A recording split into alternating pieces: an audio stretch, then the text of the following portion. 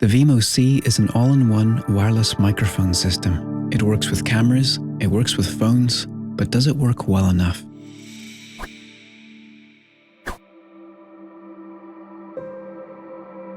It comes in a small protective case, and inside that case is an even smaller hard case. This not only holds the hardware, but it keeps everything charged. Inside we have two wireless mics and a receiver. The first thing you might notice is that these things are tiny. Comparing them to my older Comica mic set, the Boom XD, which was already small, the Vimo C mics are so much smaller. Even the receiver has been shrunken down quite dramatically. Something I absolutely love is that as soon as you take them out of the case, they turn on and connect automatically.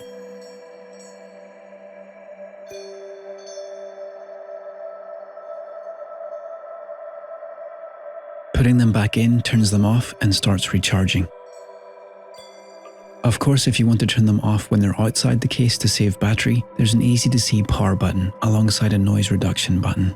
The case is charged by USB-C and there's an LED state of charge indicator. Along with the mic set, you get two wind muffs, a cable for use with cameras, one for smartphones, and this gives you headphone out and charging.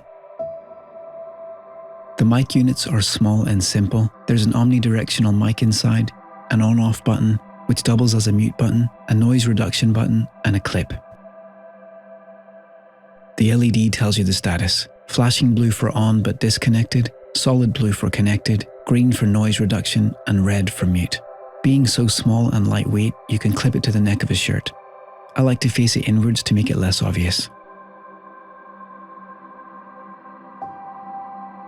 The receiver, again, amazingly small, and it has a color OLED display. This is a simple device too, which makes me happy, because with tools like this, I just want them to work and be easy to use so I can get on with what I'm doing. There's an audio output jack, an on-off button, which has a second feature that I'll get into in a minute. It has independent volume control for each mic and a USB-C port for headphones and external power.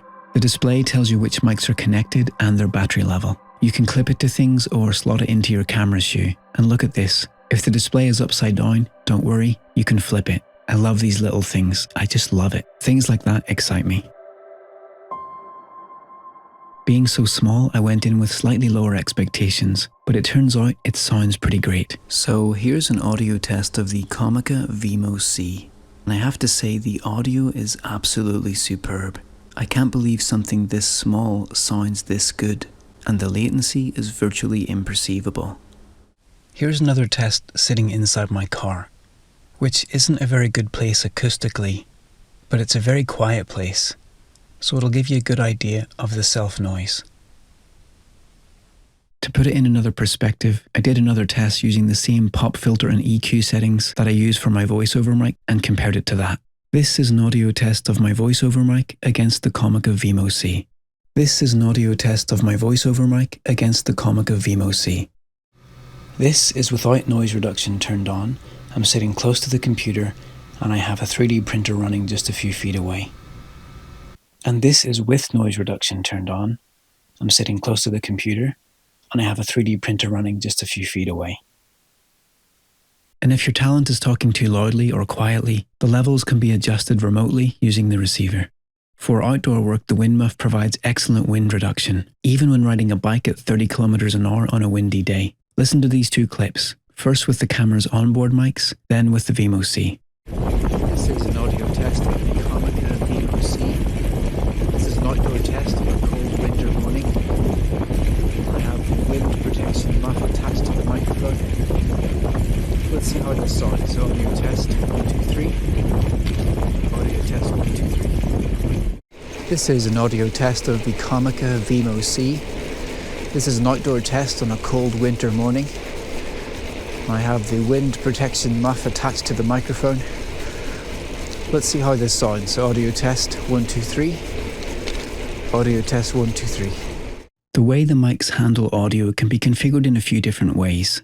In mono, you can have one or both mics transmit the signal to a single mono track. In stereo, one mic transmits to the left channel and the other goes to the right. This means you can have full control over the level and EQ of the audio from each mic independently when you're doing your edit. So say you're interviewing two people and one talks louder or more deeply than the other, you'll still have those two separate files to work with. Another thing you can do with this mode is use both mics to get a really nice stereo sound. The wider apart you position them, the wider the sound you'll get. And safety mode is a very useful feature that will send two audio streams from a single mic, one at a lower level than the other. This means if the audio gets too loud at some point, say a bus drives past or someone coughs, and your audio clips, you'll have that additional lower level track recorded as a backup. The louder track will be sent to one ear and the quieter track will go to the other, and you can separate them in your edit. This is way more useful than it might sound. The range test I had to do twice, because the first time I stopped at 90 meters or 295 feet, thinking it would surely have disconnected before that. But when I replayed the footage, it was still perfect at 90 meters. 10 meters. This is about 25 meters. 30, 35 meters. 40 meters. 45, 50, 55, 60 meters. 65, 70 meters. 75 meters. 80 meters. 85, 90. So I did it again, and this time I went farther than I thought it could possibly go. Just hit 50 meters. This is 70. Oh, almost fell.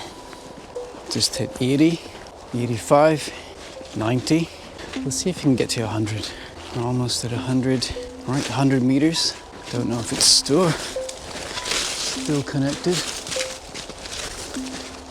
Let's see, 110, 115, 120, 125, 130, 135, 140, 145, 150, 155. There's no way this is still connected. 160. At this point, I'm probably just silence. No, 166. I'm gonna stop here. There's no way this is still connected. I was wrong. The audio was still perfect. I was too cold to try it a third time, but all you need to know is that you probably aren't going to have any issues with range.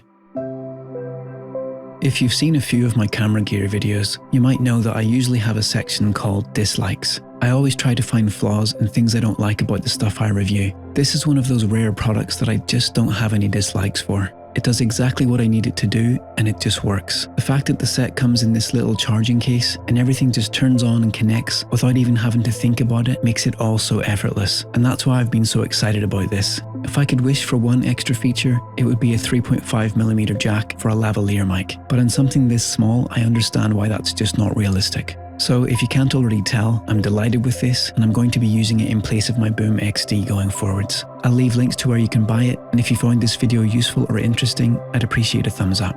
Thanks for tuning in. See you next time.